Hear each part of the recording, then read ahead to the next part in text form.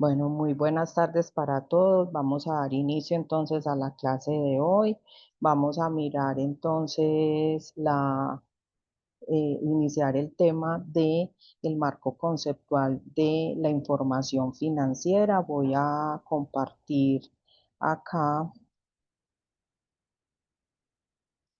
la presentación que tenemos entonces. Ya se los había compartido también a ustedes. Tuvieron la oportunidad de comenzar a mirar la información, la presentación.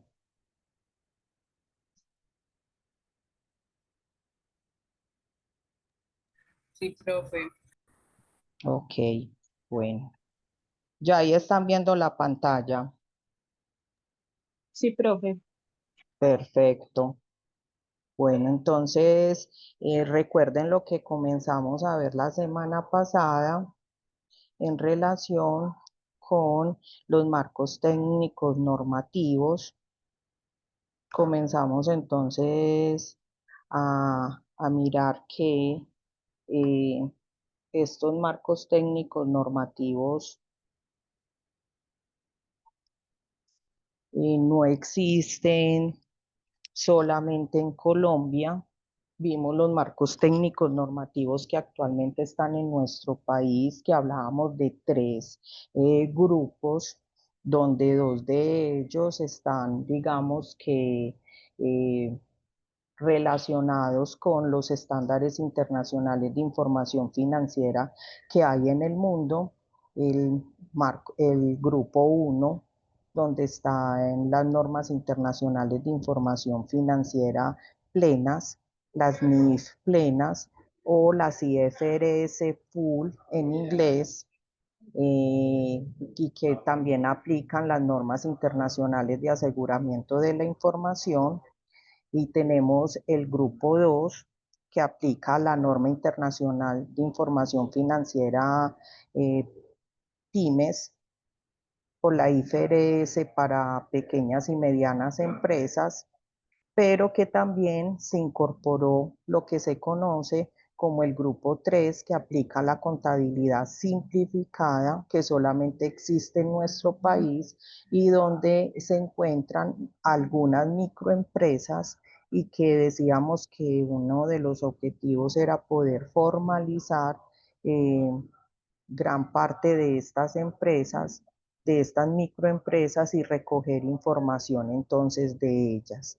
Pero que cuando vimos entonces ese tema, veíamos que esto viene de lo que sucede en el contexto internacional, donde hablamos de aspectos como la globalización, vemos la internacionalización, la existencia de las multinacionales, la necesidad de estandarizar los procesos de generación de información, porque la información financiera es un insumo para poder tomar decisiones en los mercados de valores, por parte de los inversionistas actuales y los potenciales. Veíamos lo que es la arquitectura financiera internacional, veíamos la necesidad de generar cambios en la arquitectura financiera internacional, y por eso hablábamos de la NAFI como nueva arquitectura financiera internacional. Veíamos el tema de lo que son los organismos internacionales de la profesión, quienes son los encargados entonces de generar esos estándares internacionales que hacen parte de esa arquitectura, de esa estructura que es necesaria para poder garantizar que se genere en lo posible la menor cantidad de crisis financieras, o que si se generan esas crisis financieras se puedan gestionar de la mejor manera, de que se puedan generar políticas macroeconómicas que sean adecuadas, y que entonces dentro de esos organismos internacionales encontramos la Fundación IFRS, donde dentro de esa fundación está el IASBI, encargado de generar las normas internacionales de información financiera, las plenas y la norma internacional para las pymes. Y también tenemos la IFAC encargada de generar las normas internacionales de información financieras para el sector público, las normas de aseguramiento de la información, las normas internacionales de la calidad de la información, tenemos las normas, el código de ética profesional, las normas internacionales de educación y me quedan faltando las normas internacionales de educación, las normas de aseguramiento de la información, código de ética profesional y me faltan unas. ¿Cuáles me quedan faltando dentro de lo que vimos?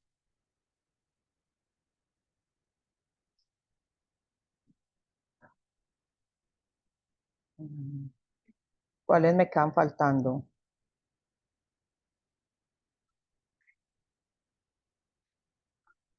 Y las normas internacionales del sector público. Bueno, adicionalmente también veíamos que dentro del IASB, eh, de la Fundación IFRS también comenzó a generarse las normas internacionales de sostenibilidad que en los últimos años ha comenzado a tener mucho auge. Bueno, entonces todo eso comenzó a gestarse en el entorno internacional y que en Colombia comenzó desde el siglo pasado a hablarse también de estándares internacionales de información financiera, pero que todo esto comenzó a materializarse cuando se emite la ley 1314 del año 2009, que se conoce como ley de convergencia, pero que realmente lo que se ha venido haciendo en nuestro país es un proceso de adopción a estándares internacionales. Y eso fue lo que vimos pues entonces en la clase pasada. Ahora lo que vamos a ver es el marco conceptual de esa información financiera, de la que tiene que ver con las normas internacionales de información financiera. Este marco conceptual hace referencia a las normas internacionales de información financiera, las que conocemos como NIF plenas o IFRS full, es decir, las que se aplican en el grupo 1, que ya vimos cuáles son los requisitos para pertenecer al grupo 1, cuáles son esas condiciones para pertenecer al grupo 1. Bueno, entonces vamos a decir que así como se tiene este marco conceptual, todo todo lo que se conoce como las NIF plenas, además del marco conceptual y lo que constituyen las normas internacionales y las interpretaciones a esas normas internacionales, también hay un prefacio o hay un prólogo. Y entonces aquí, si ustedes logran ver lo que aparece en esta imagen del prefacio, se establece que es un prefacio o un prólogo. Y me dice que es una introducción a un libro o la parte en la que nosotros podemos leer qué es lo que va a traer el contenido de ese libro. Entonces, en ese prefacio o en ese prólogo se establecen cuáles son los objetivos y los procedimientos que el IASB, que es el que emite esos estándares internacionales, tiene con la emisión de esas normas internacionales. Cuál es el alcance, cuál es la autoridad y el calendario de aplicación de esos estándares internacionales. Eh, Habla de que actualmente la versión en ese momento era del 2002 y que las modificaciones más recientes a ese prefacio eran del 2016 y hacen un recuento histórico sobre la creación del IASB del comité de interpretaciones, que es el que emite esos documentos, aparte que son las interpretaciones a las normas internacionales, el IFRIC, y el comité de asesores, que es el encargado como de la parte administrativa de esa fundación IFRS. Se plantea el alcance de las NIF, que es el de de los estados financieros de propósito general. eh, Describe los objetivos del IASBI, que es entonces la entidad que emite las normas internacionales, que es en desarrollar un conjunto único de normas de información financiera.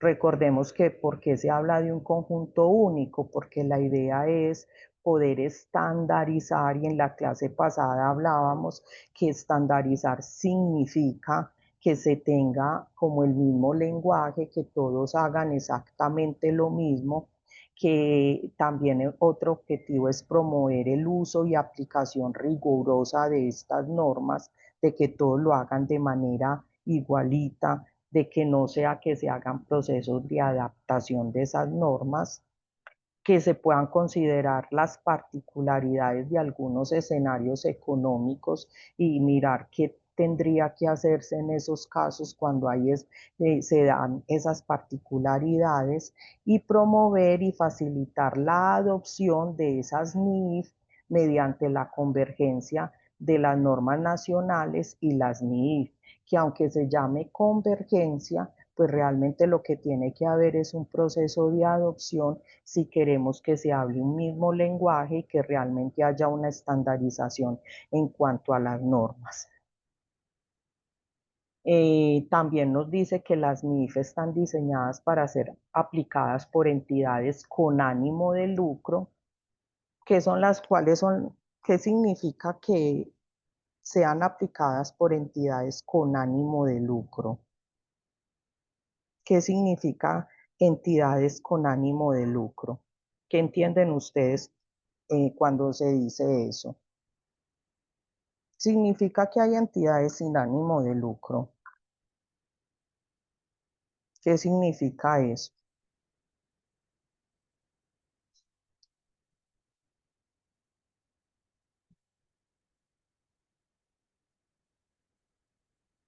¿Mm? ¿Qué significará ánimo de lucro? Que generan ganancias. Que generan ganancias. Pero entonces mi pregunta ¿es que hay entidades entonces que se generan para que hayan pérdidas? No, pero Sí. Mm,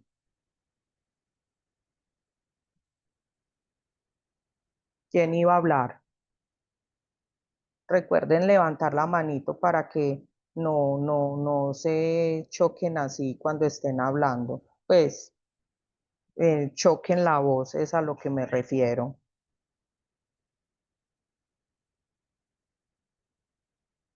O sea, antes me están diciendo, ustedes entienden ánimo de lucro que crean para generar ganancias o utilidades, pero entonces mi pregunta es, ¿eso significa que hay entidades que se crean para que haya pérdidas? Esas serían las entidades sin ánimo de lucro. ¿O qué significará sin ánimo de lucro? Entonces, ¿qué significará con ánimo de lucro? profe, pues yo creería que, o sea, ambas generan ganancias y utilidades. Simplemente, pues una, la de sin ánimo de lucro, pues no beneficia, pues, por decir a una sola persona, sino que sus ganancias son retribuidas en lo social. Y la de con ánimo de lucro, pues sí es como que genera repartición entre particulares. Exacto. Todas las empresas se generan con todas las empresas, no, todas las entidades, las organizaciones, llámese en empresas, asociaciones, fundaciones, todas se crean con la intención de generar ganancias. Ninguna entidad se genera con la intención de que hayan pérdidas, simplemente que cuando se habla con o sin ánimo de lucro, se está pensando es en qué se va a hacer con las utilidades o las ganancias que se generen. Cuando se habla con ánimo de lucro es que las ganancias se van a repartir entre los asociados.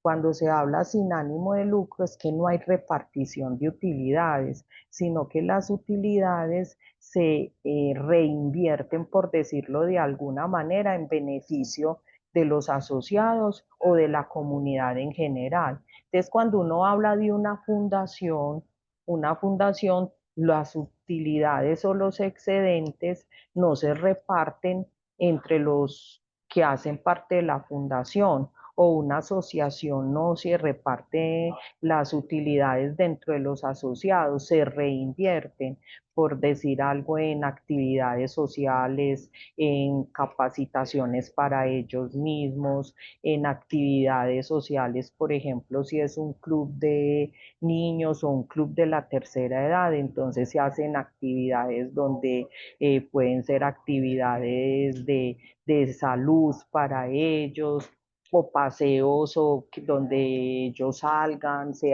diviertan, eh, es ese tipo de cosas, pero no es que las utilidades o excedentes que se generan, entonces se digan, ah, tenemos 100 adultos mayores que son asociados de la asociación, entonces acá, cogemos los 100 millones de pesos que se generaron de utilidades y a cada uno le damos 1 millón, no, los 100 millones se reinvierten en actividades en beneficio de los asociados, o si es una fundación en beneficio, si es una fundación protectora de animales, en beneficio de la protección de los animales, o dependiendo de para qué fue creada, es en eso, pero todas se generan con la intención de que hayan utilidades. Entonces, lo que me están diciendo acá es que si bien las NI fueron diseñadas para ser aplicadas por entidades con ánimo de lucro, es decir, con la intención de repartir utilidades entre los asociados, pueden ser aplicadas entre entidades sin ánimo de lucro que encuentren apropiadas utilizar estas NIF. Eh, Especifica que estas NIF son utilizadas para la realización de los estados financieros de propósito general, que las NIF tienen unos párrafos que aparecen en letra negrita y otros que aparecen en letra normal, pero que todos los párrafos poseen la misma autoridad. No es que los que están en negrita tengan más importancia que los otros, sino que todos los párrafos son igual de importantes, que las NIS se elaboran siguiendo un procedimiento a escala internacional, es decir, que son elaboradas por unas personas que conforman el IASBI, que son elegidas de acuerdo a sus conocimientos, a unos procedimientos que se siguen para conformar esos comités, que el IASBI consulta con el comité asesor cuáles son los temas en los cuales se van a emitir o en los cuales deben de estudiar para hacer la emisión de las normas, que se sacan unos borradores, esos borradores se ponen en consulta pública para poder recibir los comentarios de todas las personas que a bien consideren que deben de enviar comentarios, y hacen reuniones abiertas al público, se hacen unas agendas para poder entonces realizar estas reuniones, y también unas agendas que establecen cuánto tiempo van a estar en discusión pública, cuánto tiempo entonces se va a realizar, va a estar entonces en discusión pública, cuándo va a salir entonces ya el borrador definitivo, a cuánto tiempo va a entrar entonces en rigor o va a estar entonces ya en pleno las normas correspondientes, es decir, que se tiene un procedimiento establecido para poder entonces establecer y poner entonces en funcionamiento las normas. Y ya aquí sí entramos entonces a mirar lo que es el marco conceptual. Y entonces para poder explicar lo que es el marco conceptual, yo sí quisiera entonces que miráramos y pudiéramos entonces como explicar lo que es la palabra, qué es lo que significa marco conceptual.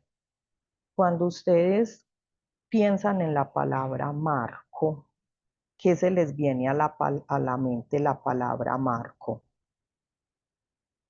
¿En qué piensan ustedes cuando piensan en la palabra marco? No piensen en marco conceptual, ni lo relacionen con contabilidad, ni nada. Marco, ¿en qué piensan ustedes cuando piensan en esa palabra marco? Una estructura. En una estructura, ¿qué más? En una margen. En una margen. Por ejemplo, en una En margen algo de que qué? define un concepto. En algo que define un concepto. Por ejemplo, quien dijo en una margen, piensa en qué, en una margen de qué, por ejemplo, te imaginas que Un cuadro. un cuadro. Entonces, cuando tú tienes un cuadro, te imaginas que tú mandas a enmarcar. Uno dice, voy a mandar a enmarcar un cuadro, ¿cierto? O a enmarcar el diploma, ¿cierto? ¿Qué más tiene un marco? Por ejemplo, además de un cuadro, ¿qué más tiene un marco? ¿Qué otra cosa tiene un La marco? puerta. La puerta. Y entonces esa puerta y ese cuadro, ese marco, ¿qué es lo que hace con el cuadro y la puerta? Sostiene. Proteger. Lo sostiene, lo rodea, ¿cierto? No deja que ni el cuadro ni la puerta se salga del marco, ¿cierto que sí? Entonces el marco es lo que lo rodea.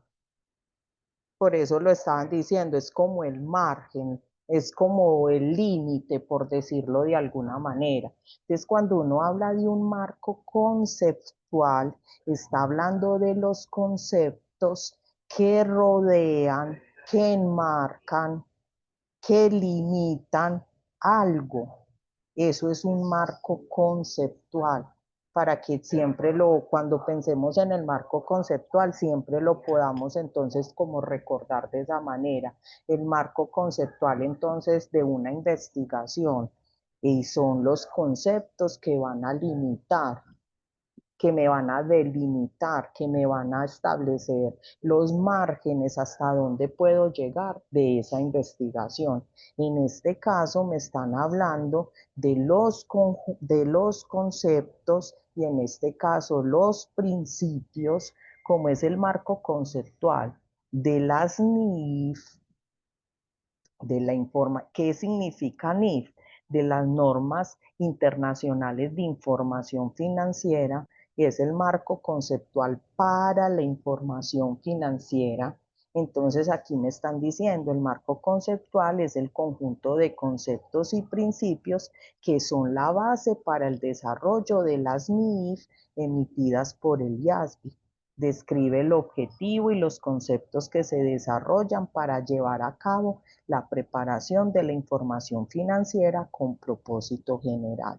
Entonces aquí en ese marco conceptual me van a decir cuáles son esos conceptos y esos principios que me van a delimitar cómo se hace o todo lo que tiene que ver con la información financiera.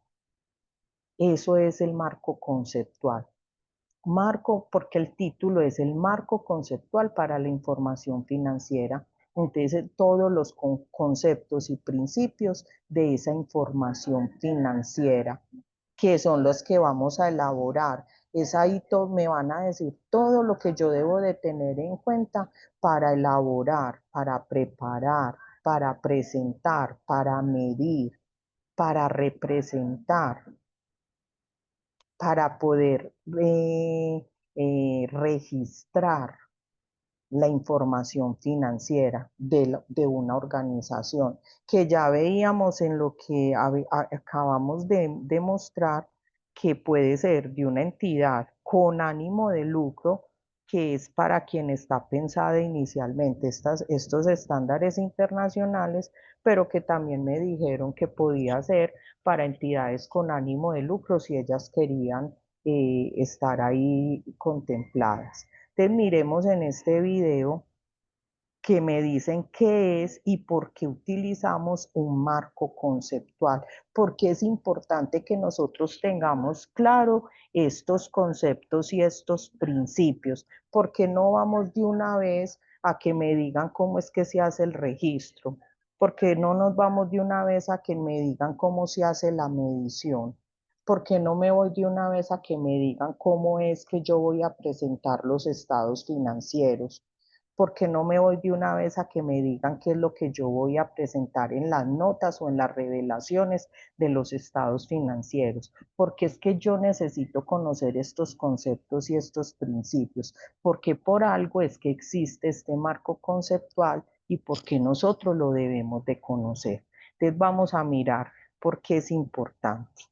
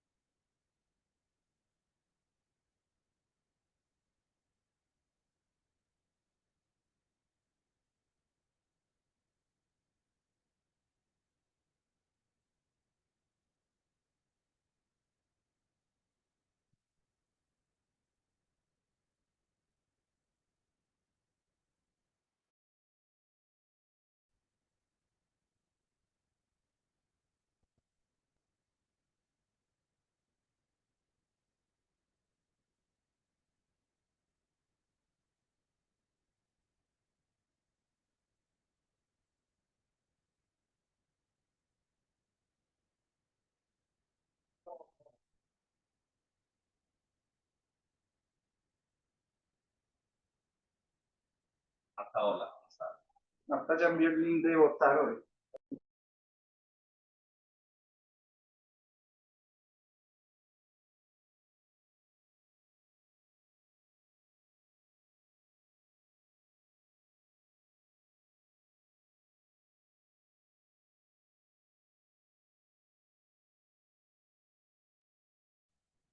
Esto porque no me está dejando compartir.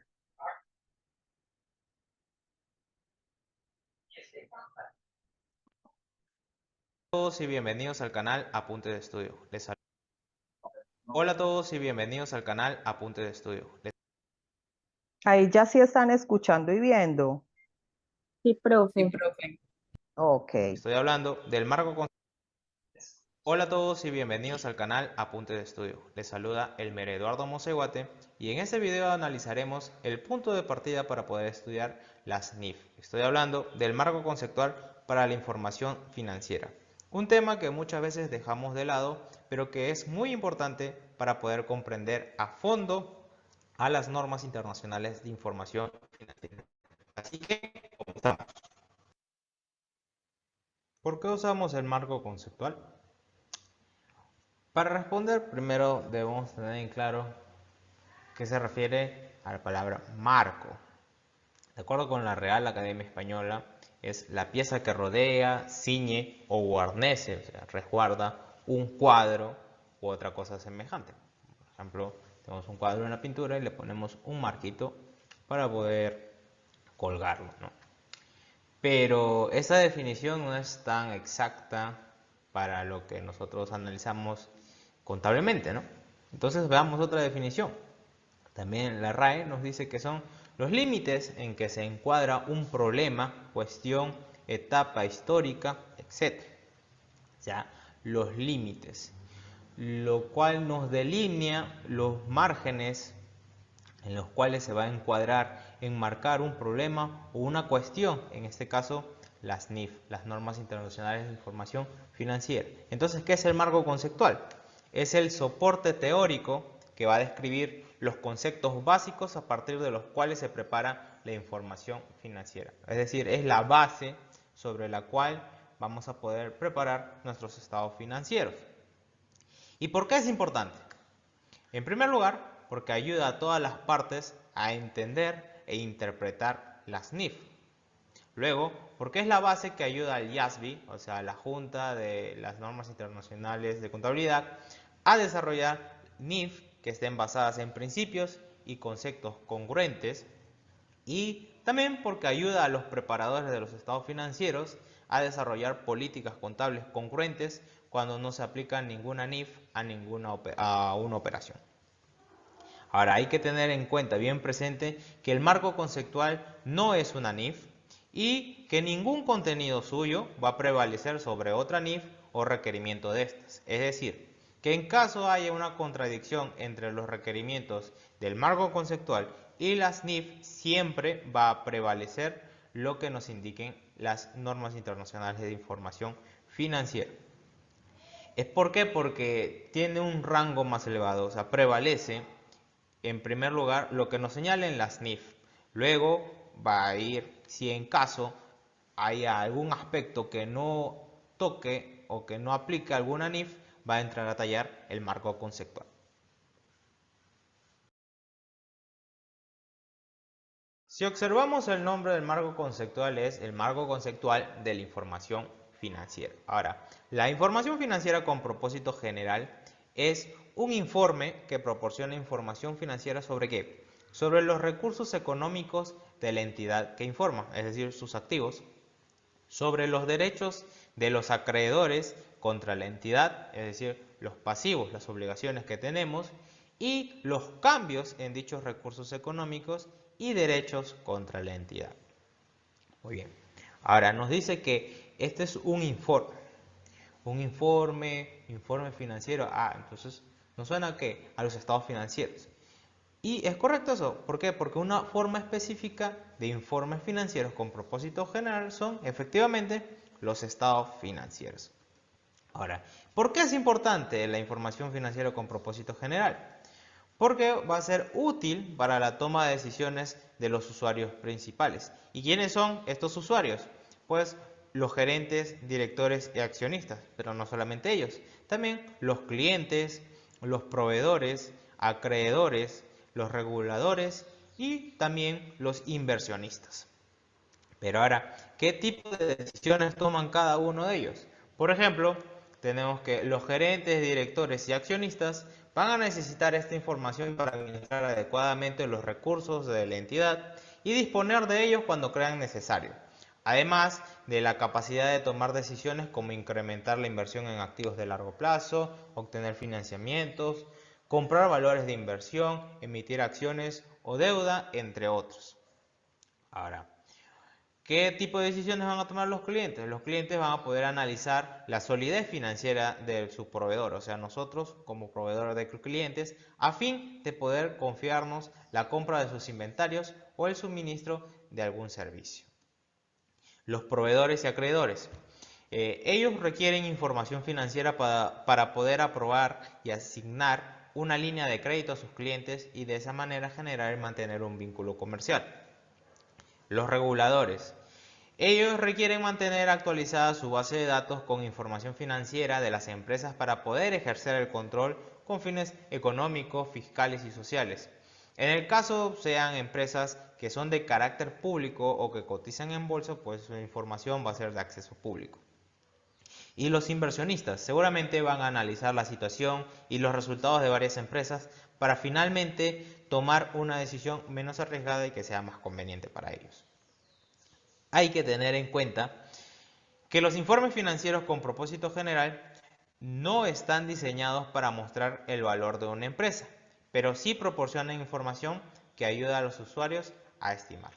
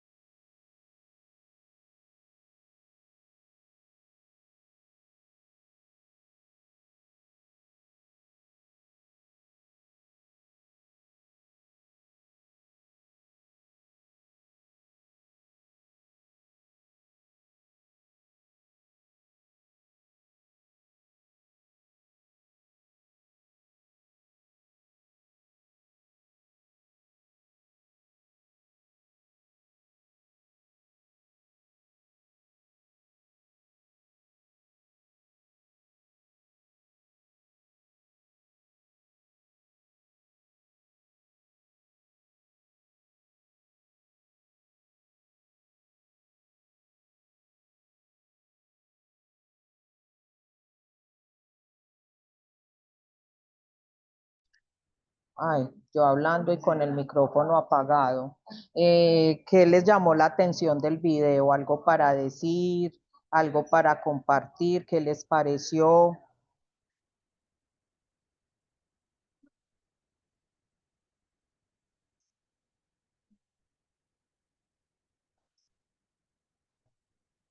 Algo que nos cuenten.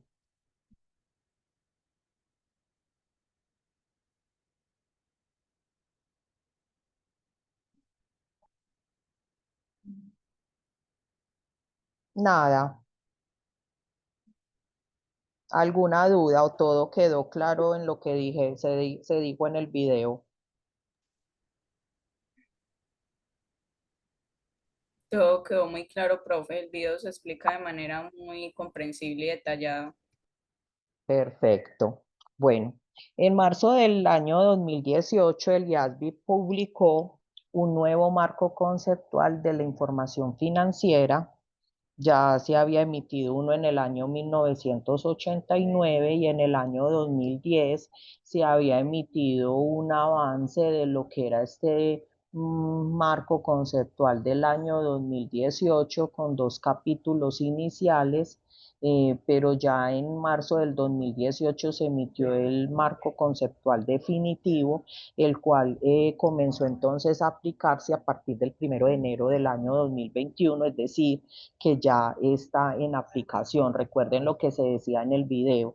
Este marco conceptual nos ayuda entonces a entender los conceptos básicos, a poder ir a consultar cualquier aspecto que no podamos entonces como comprender, no podamos encontrar en ninguna norma, pero no es una norma como tal y por lo tanto no puede reemplazar ninguna norma y no puede entrar en contradicción con alguna cosa de lo que diga las normas. Entonces siempre estará por encima lo que diga una norma,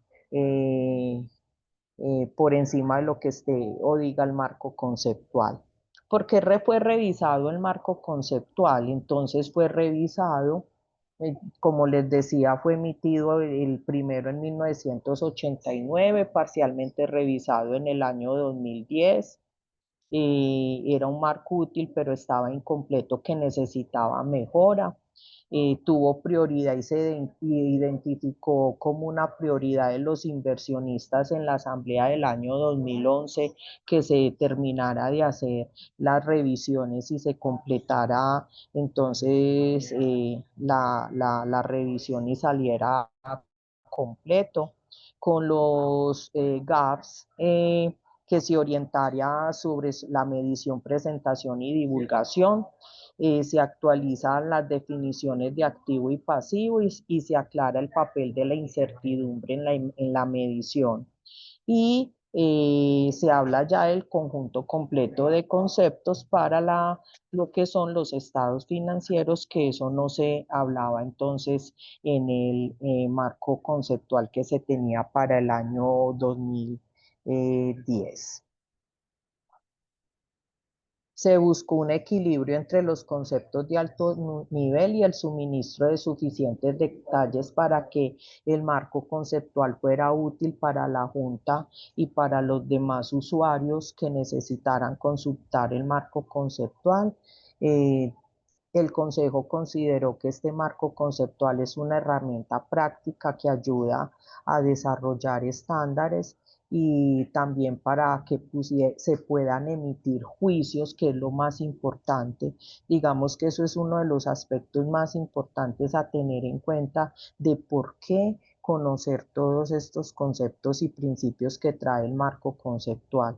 A la hora de tomar decisiones, allí en el video se habla de que ayuda a los contadores y a las empresas a definir las políticas contables al interior de las organizaciones, y para poder emitir las políticas contables se hace necesario tener juicio profesional, y el juicio profesional se adquiere es con el conocimiento de precisamente de todos los conceptos y principios, de poder entonces a la hora de tomar una decisión justificar el por qué la decisión, y esa justificación se basa en poder decir es que tal concepto dice tal cosa porque el marco conceptual establece tal cosa, porque tal norma indica tal cosa. Entonces, por eso es muy importante conocer todos estos conceptos para poder hacer una muy buena justificación a la hora de dar de poder establecer o emitir los juicios cuando se están estableciendo las políticas contables y se están tomando decisiones de por qué se contabiliza, porque se da esa recomendación a la hora de que nos hacen una consulta como profesionales y contadores dentro de una organización. Bueno, el marco conceptual del año, aquí estamos hablando entonces como, digamos que una especie como de línea de tiempo, recordando que el marco conceptual fue emitido en el año 1989, que en el año 2004 inicia un proceso de revisión por parte del IASB conjuntamente con el FAS.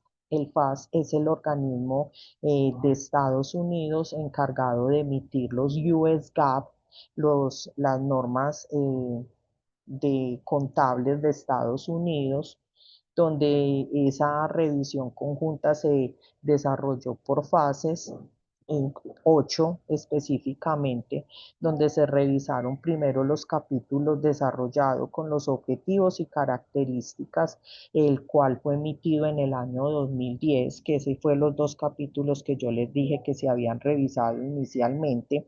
Luego, en el año 2012, el IASB reinicia otra vez el trabajo para generar un conjunto completo de propuestas para el marco conceptual definitivo.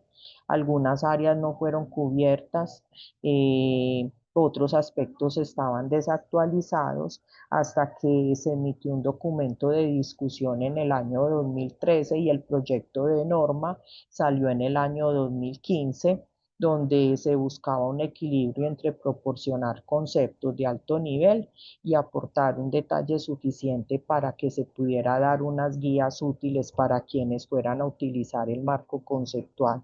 Y ya luego, finalmente, en el año 2018 salió el documento definitivo de lo que es el marco conceptual que estamos hablando actualmente.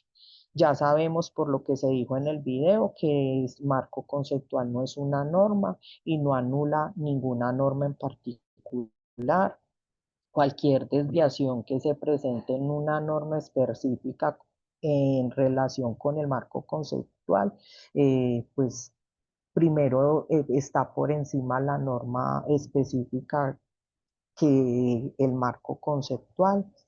Eh, el marco conceptual de 2010 incluía una larga lista de usos posibles del marco conceptual. En el 2000, este marco conceptual que salió en el 2018 la disminuyó e identificó tres usos principales del marco conceptual. Asistir al consejo emisor en el desarrollo de las normas, es decir, que a la hora de ellos emitir las normas internacionales de información financiera, pues tratarán de que esas normas sean coherentes con el marco conceptual y que no entren en contradicción. Apoyar a los preparadores al desarrollar las políticas contables cuando no hayan normas aplicables a una transacción concreta o a otro uso, es decir, a los que preparan información dentro de las empresas u organizaciones al desarrollar sus políticas contables que tengan en cuenta este marco conceptual y a ayudar a los terceros a comprender e interpretar las normas internacionales, es decir, entender cuál es el propósito, la intención de las normas internacionales, porque todas ellas se preparan con una intención. ¿Y cuál es la intención? Lo que allí se establece en cuanto a los objetivos de la información financiera y cuáles son las cualidades de la información financiera, porque los objetivos que allí se establecen son los propósitos de para qué se hacen los estados financieros de propósito general, para qué es esa información. Las cualidades es cuáles son esos atributos positivos que debe tener la información para poder cumplir con esos objetivos. Y de ahí en adelante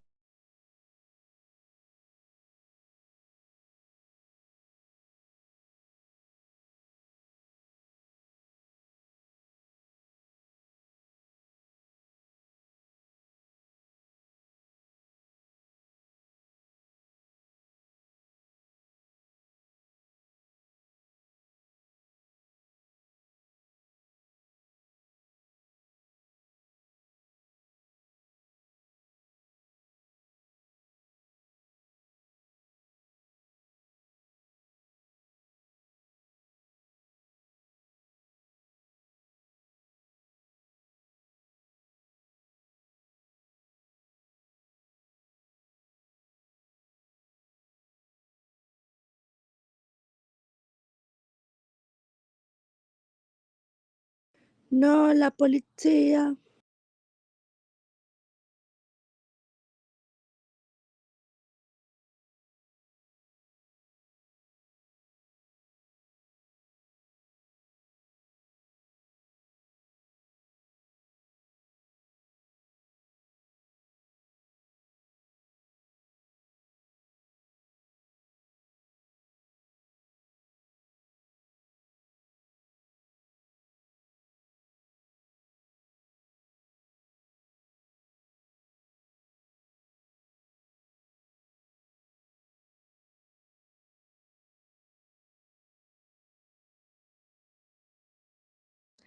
Angeli,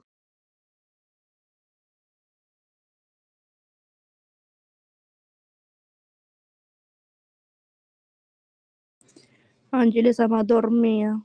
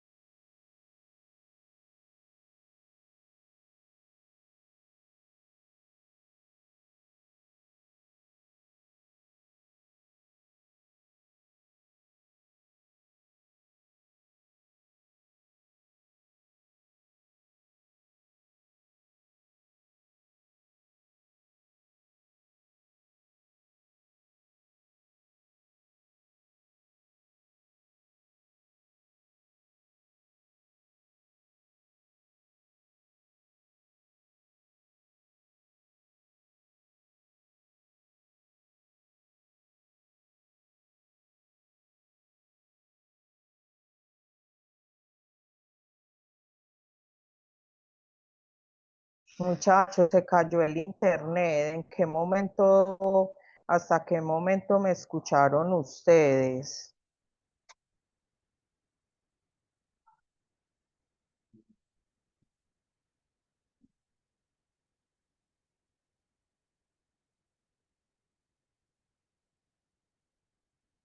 Profe, estabas diciendo que tenía un propósito y la intención de las NIF, algo así.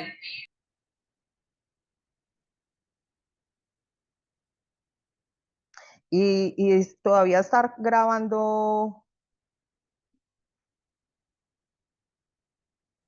Sí, todavía está grabando. Y yo creo que otra persona quedó como anfitriona. Es que aquí en la universidad se cayó el internet un momentico. Yo me di cuenta cuando pum, pero no. Sí, profe, la anfitriona es Luzaida. Ok. Bueno, pero si está grabando no hay ningún problema porque como yo lo configuro, cualquiera podemos presentar, entonces no hay ningún problema. Lo importante es que no se haya caído la grabación.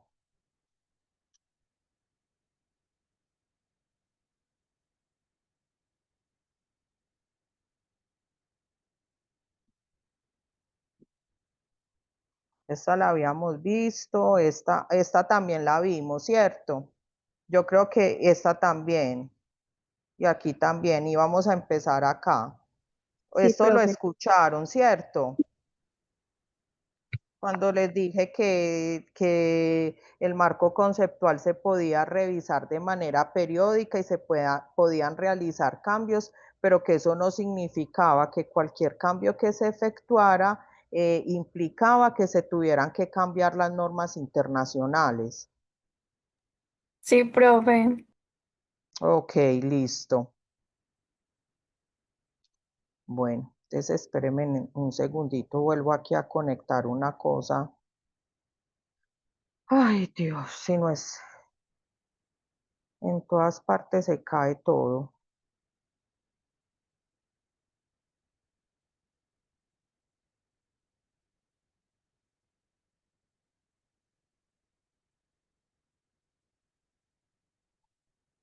Bueno,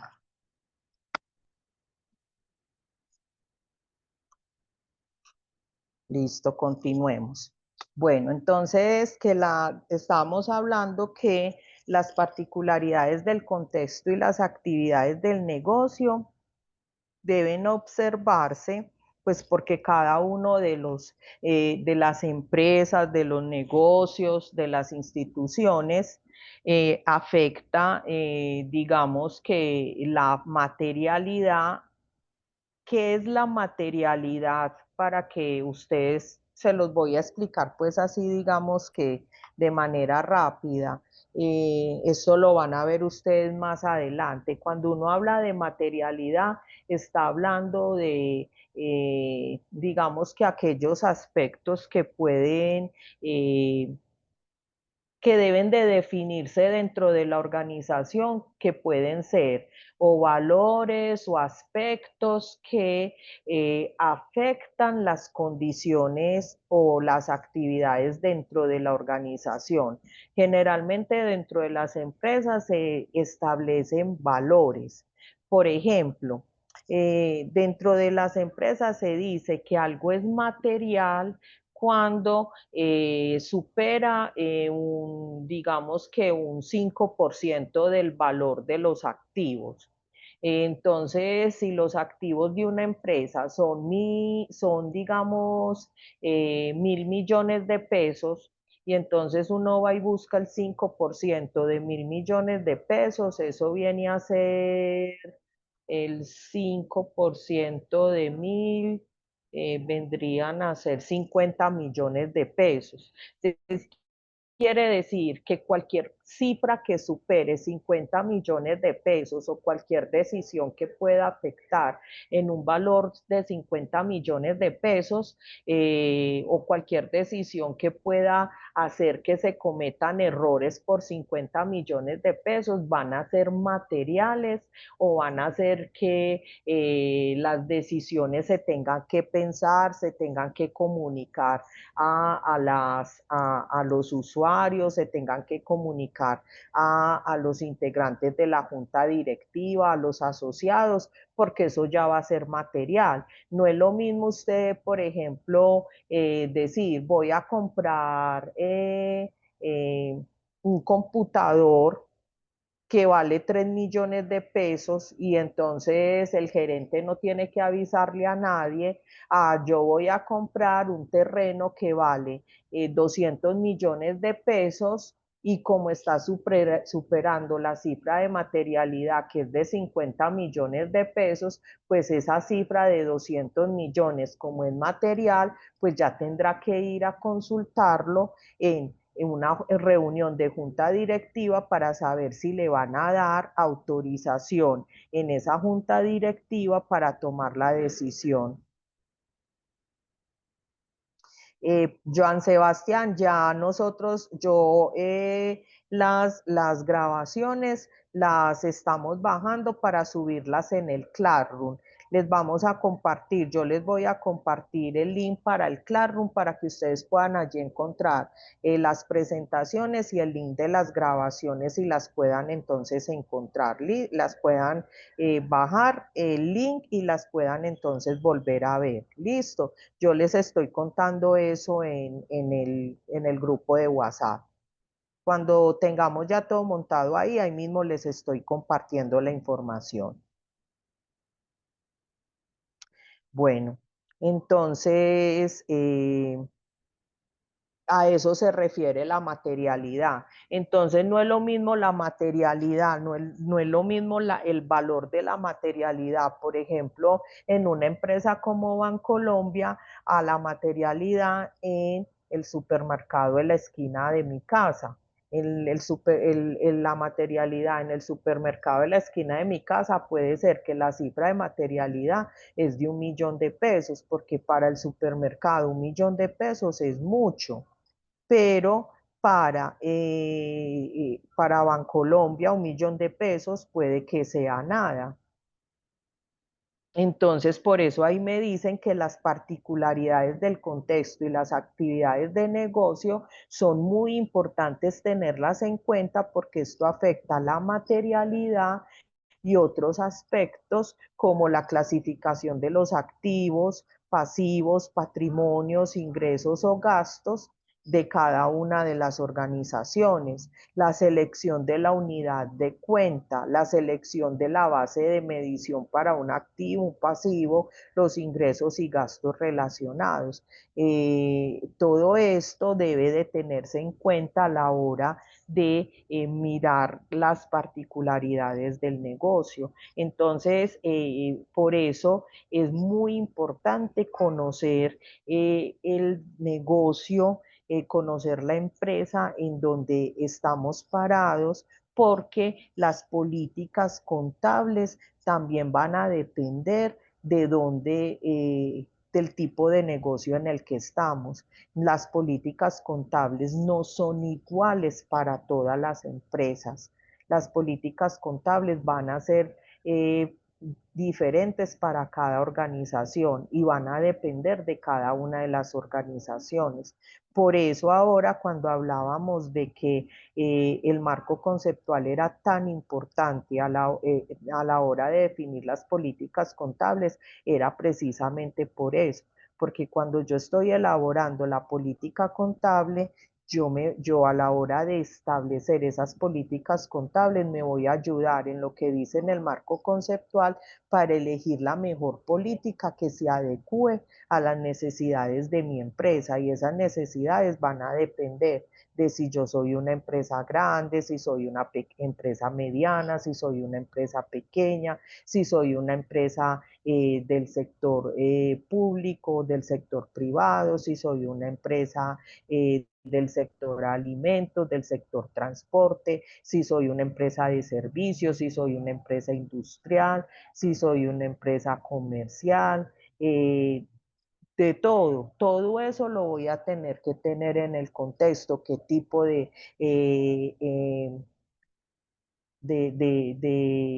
de normas son las que me son aplicables, a quienes le debo de rendir cuentas, si entonces quiénes son mis inversionistas, a quién van dirigidos mis estados financieros, ellos para qué utilizan la información. Todas esas cosas las debo de tener en cuenta y por eso la importancia de conocer esas particularidades de mi contexto y las actividades del negocio para poder establecer ese tipo de cosas. También entonces a la hora de conocer o determinar el marco conceptual hay un tipo de elementos y es que el marco conceptual contiene 8 capítulos. Nosotros no los vamos a ver todos porque vamos a ver apenas los elementos más importantes y que tienen que ver con el nivel en el cual nosotros nos encontramos, que es el proyecto de aula de estructura contable, donde apenas estamos conociendo los aspectos más básicos, por decirlo de alguna manera, relacionados con estructura contable.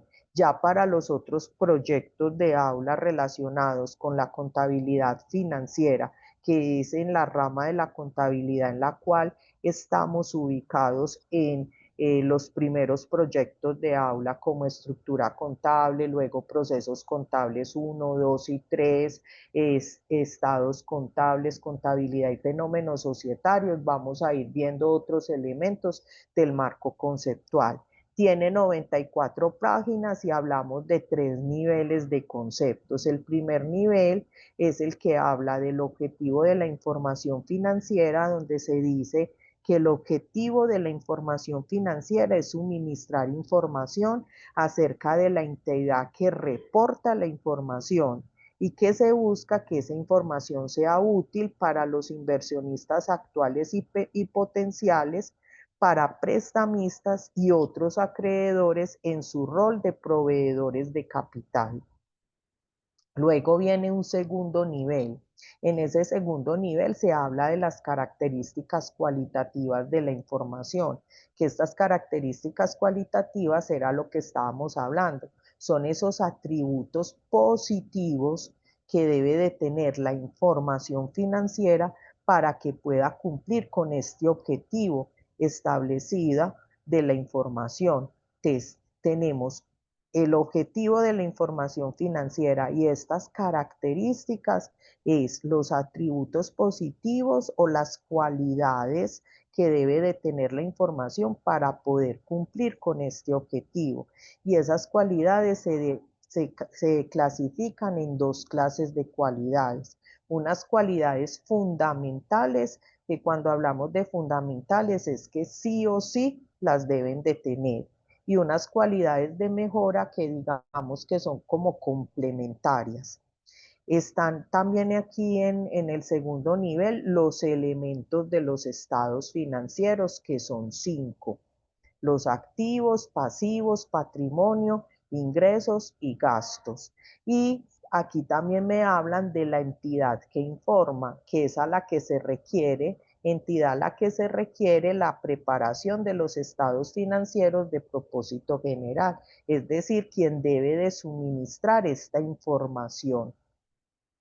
La que debe de reportar la información, esa es la entidad que informa. Y en el tercer nivel tenemos unas presunciones, que son 5. La entidad económica, el negocio en marcha, la unidad monetaria, la periodicidad y la acumulación. Unos principios que es el de reconocimiento, medición, presentación y revelación. Y unas restricciones que son el del costo y el de la materialidad.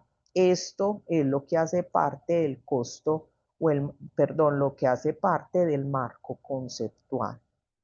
Miremos entonces este otro videíto para que podamos entonces comprender mejor el marco conceptual, y ahí en este videíto vamos a ver algo de algunas de esas definiciones. Creo que aquí vamos a ver algo de lo que son los elementos de los estados financieros.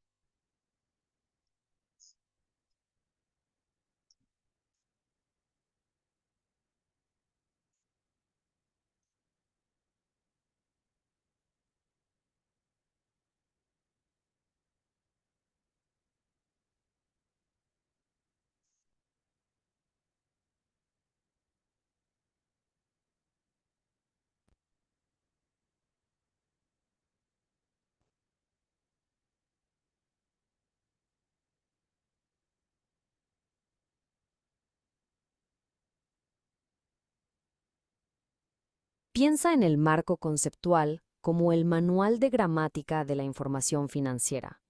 No es una regla para un caso específico, como una norma internacional, sino el sistema que da coherencia a todas las reglas. Su objetivo es ayudar a crear futuras NIF, guiar a contadores cuando no hay una norma clara y permitir que todos entiendan los principios detrás de los números. Si el marco conceptual y una NIF específica entran en conflicto, la NIF siempre gana. La función del marco es ser la base, el cimiento sobre el que se construyen normas consistentes. Para los profesionales, es la brújula que usan para aplicar su juicio cuando se enfrentan a una transacción nueva o sin una guía directa. El objetivo principal es simple: dar información útil a inversores, prestamistas y otros acreedores. Quieren saber si es una buena idea comprar acciones, dar un préstamo o mantener su inversión en una empresa. La información les ayuda a tomar esas decisiones de forma más segura. Para ser útil, la información debe tener dos cualidades básicas. Primero, ser relevante, es decir, que pueda influir en las decisiones. Y segundo, ofrecer una representación fiel de la realidad económica de la empresa, siendo completa, neutral y libre de errores importantes. Adicionalmente, hay 4 características que mejoran su calidad. Debe ser comparable con otras empresas, verificable por observadores independientes, oportuna para llegar a tiempo a las decisiones y comprensible para quien tenga un conocimiento básico de negocios. Los estados financieros se arman con 5 elementos básicos. Los 3 primeros son: activo, que es un recurso que controla la empresa y puede generar beneficios. Pasivo, una obligación actual de la empresa. Y patrimonio, que es la parte que queda de los activos después de restar todos los pasivos. Los otros 2 elementos son ingresos, que son aumentos en el patrimonio por la operación del negocio, y gastos, que son disminuciones en el patrimonio. Estos 2 definen el rendimiento de la empresa en un periodo. El reconocimiento es el proceso de decidir si una partida se incluye o no en los estados financieros. Solo se hace si la información que aporta es útil. La medición, por otro lado, es el proceso de asignarle un valor monetario a esa partida. Existen distintas formas de medir. Las principales son el costo histórico, que es el precio original que se pagó, y el valor corriente, que refleja las condiciones del mercado en la fecha actual, como el valor razonable. Imagina que una empresa tecnológica gasta mucho dinero en crear un nuevo software. ¿Ese dinero es un gasto o se convierte en un activo? El contador usa el marco conceptual para decidir. Primero, evalúa si cumpla la definición de activo. ¿La empresa lo controla y generará dinero a futuro? Segundo, si se puede reconocer. ¿Su costo se puede medir con fiabilidad? El marco es la guía para tomar la decisión correcta y crear información financiera fiable incluso cuando no hay una regla exacta para esa situación.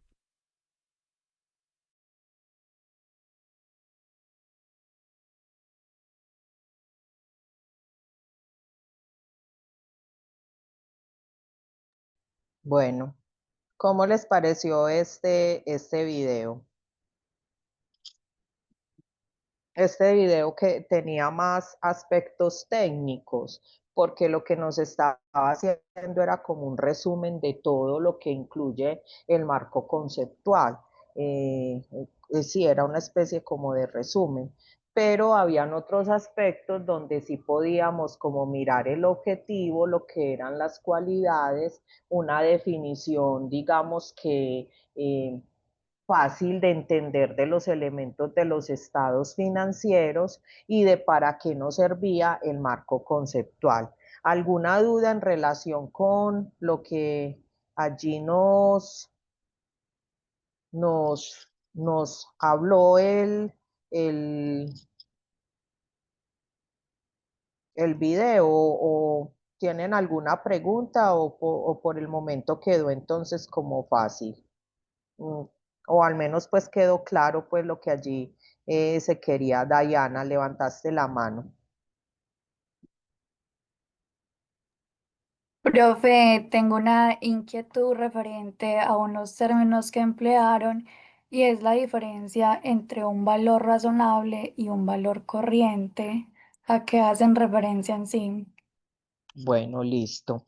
Esos valores, a ver, dentro, no te voy a responder exactamente lo que ellos son, porque digamos que esos son conceptos que ustedes van a ver cuando estén en procesos contables 2 y algo lo van a ver más adelante en este proyecto de aula. Pero sí te voy a decir algo, cuando se está haciendo el proceso, digamos que contable dentro de la organización, hay un proceso que es el de medición. Y la medición pues consiste en asignarle un valor a las transacciones contables. Listo. Ese valor, hay dos momentos en los cuales se hace un momento inicial que es en el cual, en el momento inicial es cuando la transacción ingresa a la contabilidad de la empresa, es decir, cuando se registra por primera vez la transacción y hay un momento que es la medición posterior, que es cuando se hacen, digamos que los ajustes y generalmente se hacen al final del periodo contable para ajustar el valor inicial por el cual se hizo el registro contable. Te voy a poner un ejemplo para que lo podamos entender. Resulta que, por ejemplo, hoy, que es 4 de noviembre, la empresa compró un vehículo para realizar los despachos de la mercancía que la empresa produce. Entonces compró un furgón para despachar toda la mercancía y repartirla. Entonces vamos a suponer que el furgón lo compró por, ¿qué? 150 millones de pesos y lo va a registrar. Entonces el valor de que lo compró hoy, pues es el valor de adquisición, el valor de la factura, el valor por el cual lo compró, la compramos nueva, nos la facturaron, más todos los valores pues adicionales que se tuvieron que pagar y el registro se hizo por 150 millones de pesos. La pregunta es que a diciembre 31, cuando vamos a hacer el corte para presentar los estados financieros, yo hago la pregunta. Así, a diciembre 31, cuando voy a presentar los estados financieros, el furgón, ese vehículo, vale lo mismo, sigue valiendo 150 millones de pesos, que es el valor por el cual tengo registrado el vehículo. No, ya le disminuyó el valor. Ya disminuyó el valor. ¿Por qué disminuyó el valor?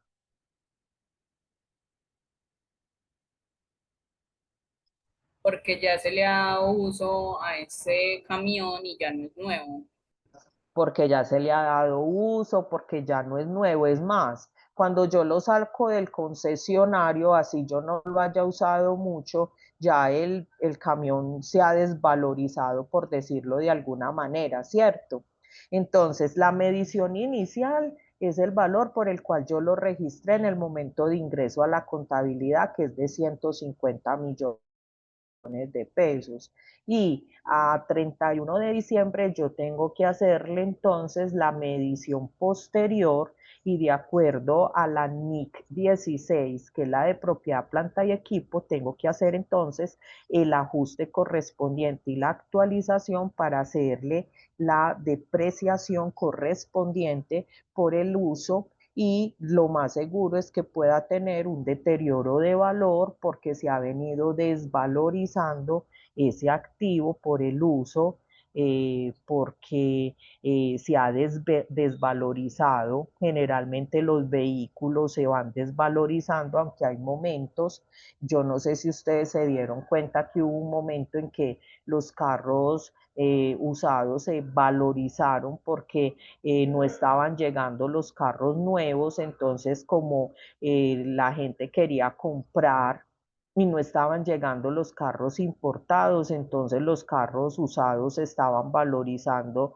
porque la gente estaba desesperada por comprar y no tenían carros nuevos, entonces los viejitos, por decir algo, los que habían comprado y tenían 3 meses, 6 meses, algunos de esos se valorizaron, pero generalmente los vehículos tienden a desvalorizarse.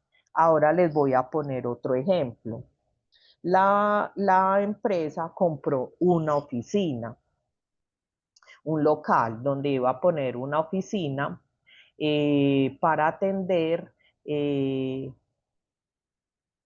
bueno, más bien, digamos que la empresa está dedicada a, a producir y comercializar pues a confeccionar prendas de vestir y además de que las confecciona, las vende.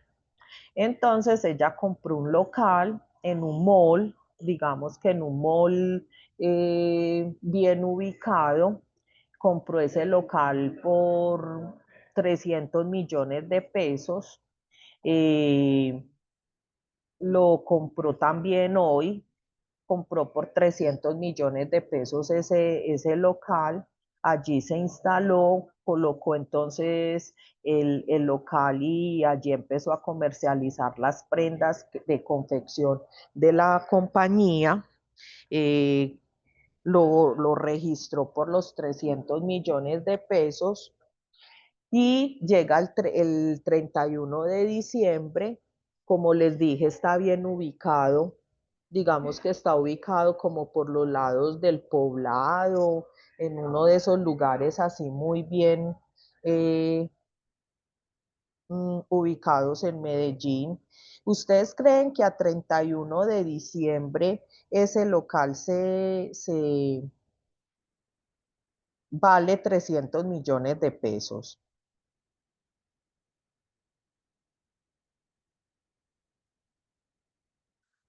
Cuando va a preparar mis estados financieros, ese local vale 300 millones de pesos para mostrarlo en los estados financieros.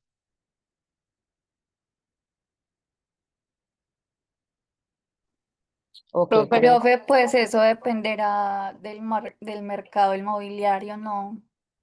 Dependerá del mercado inmobiliario, exacto. Es el mercado inmobiliario el que lo dirá. Y entonces es ahí cuando entran esos valores que me estaban preguntando. Generalmente uno manda a hacer un avalúo y el avalúo generalmente lo hacen al valor razonable y el valor razonable es el valor por el cual puede ser intercambiado un activo entre dos partes que están debidamente informadas por el valor, pues informadas significa que tienen conocimiento de cuánto valen los activos y están dispuestas, entonces como están informadas entre las dos partes, establecen el valor correspondiente del activo. Y entonces generalmente los bienes inmuebles tienden a ¿qué? ¿A valorizarse o a desvalorizarse?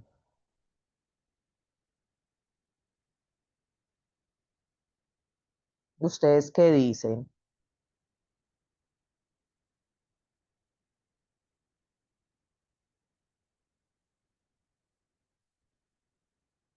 ¿Ustedes Profe, qué creen? ¿podría repetir la pregunta?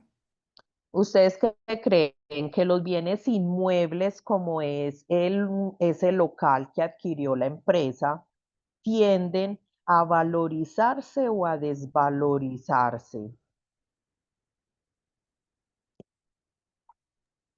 Profe, a ¿Qué creen? valorizarse.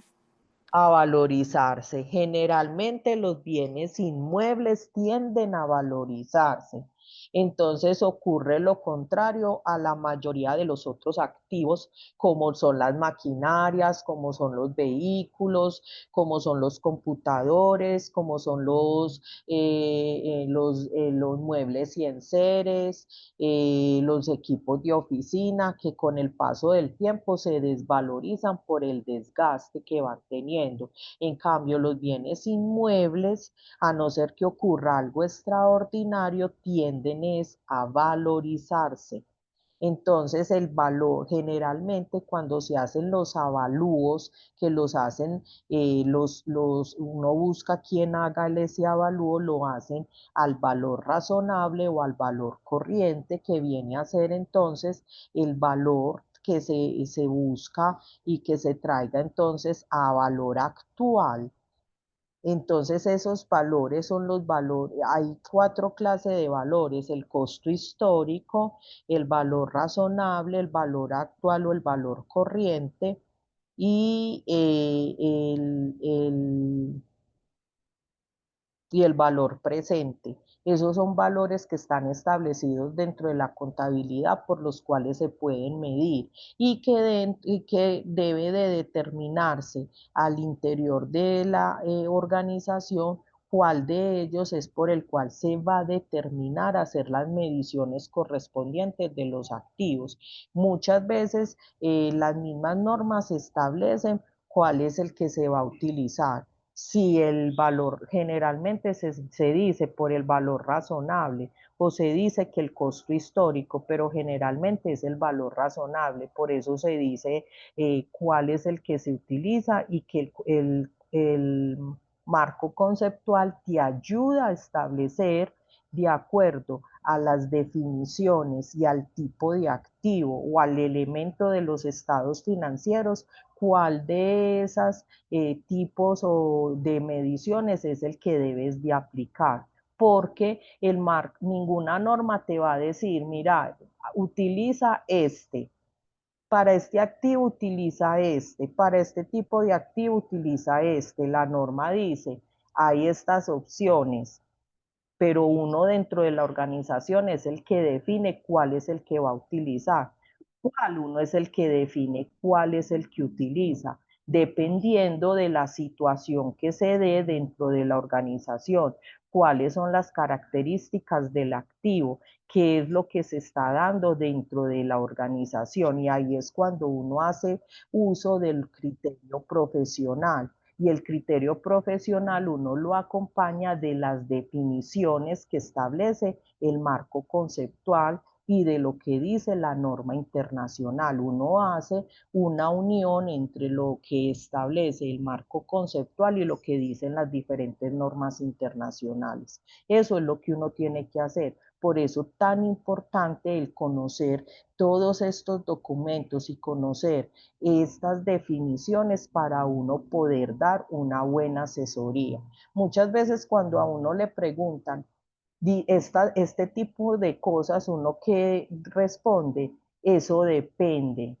Y no es que uno se esté saliendo por la tangente con la respuesta, y es que esa es la respuesta correcta. ¿De qué va a depender? Es que yo no le puedo dar una definición sin conocer el contexto, sin conocer muy bien la particularidad, para poder determinar muy bien, de acuerdo a lo que dice la norma internacional, lo que dice el marco conceptual, y conocer la característica de la organización, del activo y de las intenciones que tiene la administración, poder dar una buena respuesta y una buena asesoría de qué es lo que más le conviene a la organización, sin que se esté pasando por alto lo que dicen las normas internacionales.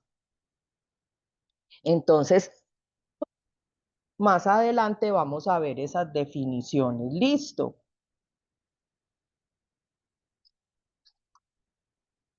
pero son diferentes aspectos que establece la norma para poder entonces determinar cómo hacer las mediciones de los diferentes elementos de los estados financieros, específicamente o más de activos y pasivos.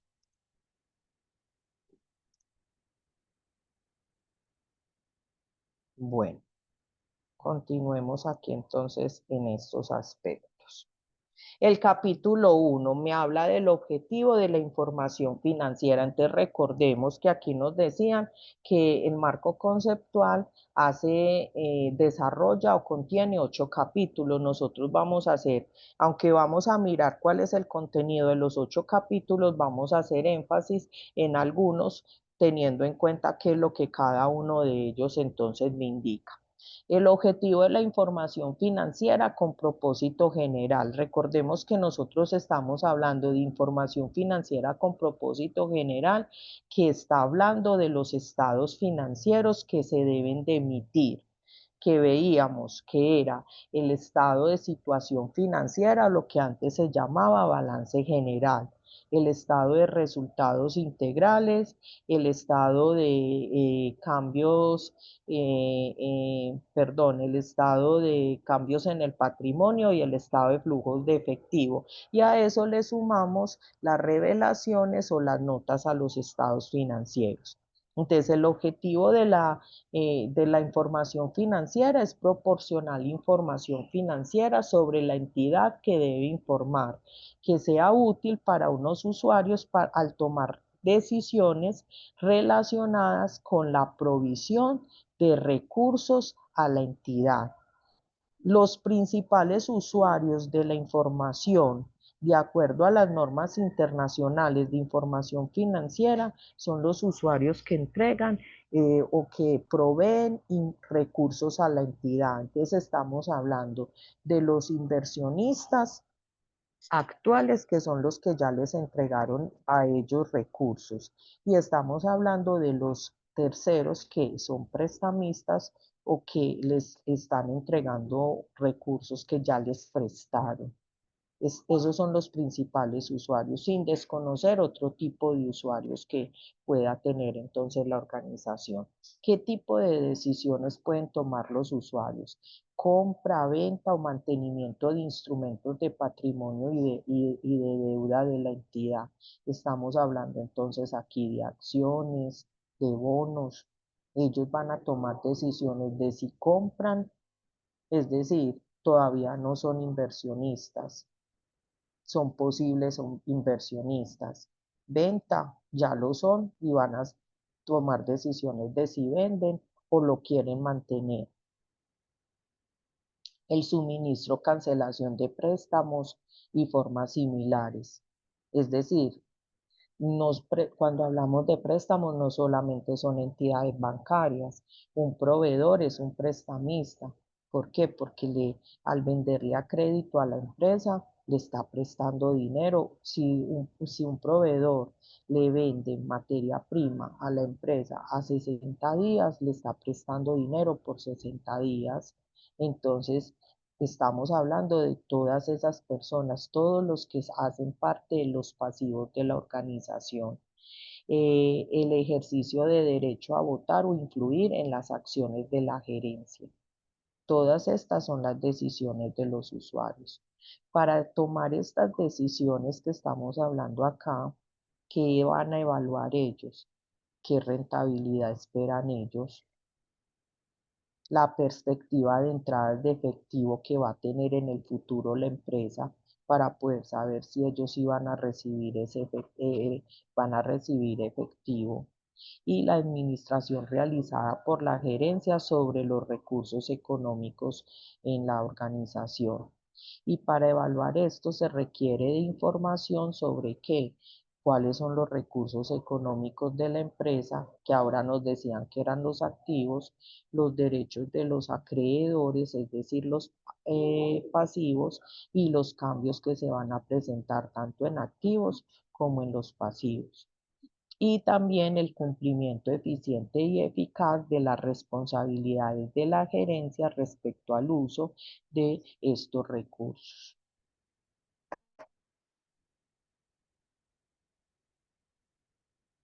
El objetivo de la información financiera con propósito general se habla de unos usuarios principales. ¿Cuáles son? Esos inversionistas, los prestamistas como los bancos, pero también los otros acreedores, es decir, los otros que hacen parte del pasivo, que no son prestamistas directos como uno los conoce como bancos, pero que al venderles, al prestarles dinero de manera indirecta, son también entonces acreedores. Estos son los usuarios principales, que pueden ser usuarios existentes como inversionistas actuales, pero también hay unos potenciales, pero también hay unos prestamistas actuales como bancos que ya le han prestado a la organización, pero también hay unos prestamistas potenciales como bancos o proveedores actuales, pero también pueden haber unos proveedores potenciales que son personas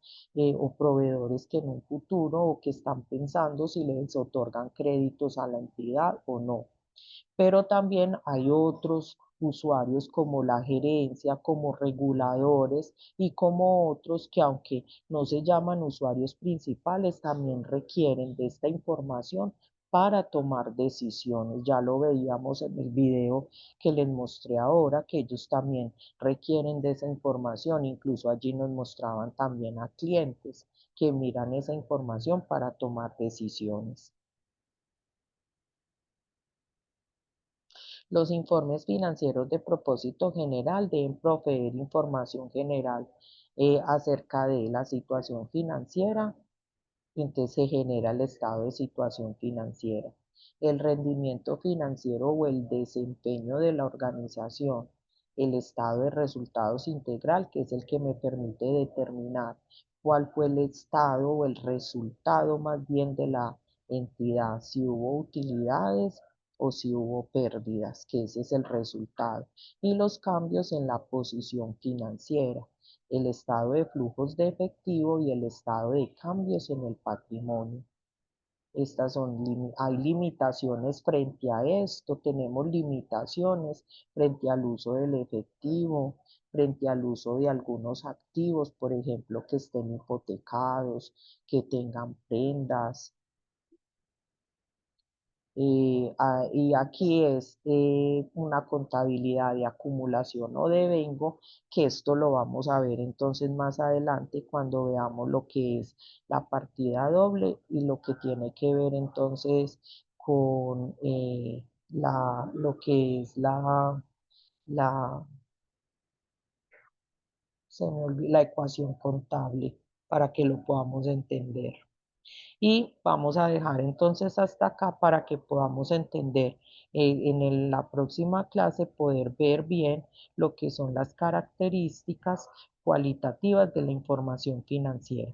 Pero de este primer capítulo que habla el marco conceptual, es fundamental que ustedes puedan entender que toda la información del marco conceptual y de todas las normas de información financiera redundan o están alrededor del cumplimiento de este objetivo de la información financiera, porque todo el marco conceptual y todas las normas están hechas para poder que se cumpla con este objetivo y lo que aquí se establece. Entonces, para que siempre lo tengamos muy presente. Listo. ¿Alguna duda? ¿Alguna pregunta hasta acá? ¿Nos quedó claro?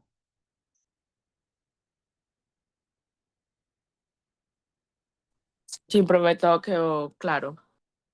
Perfecto. Voy a entonces a parar la grabación para preguntarles algo. Voy aquí, voy a detener la grabación.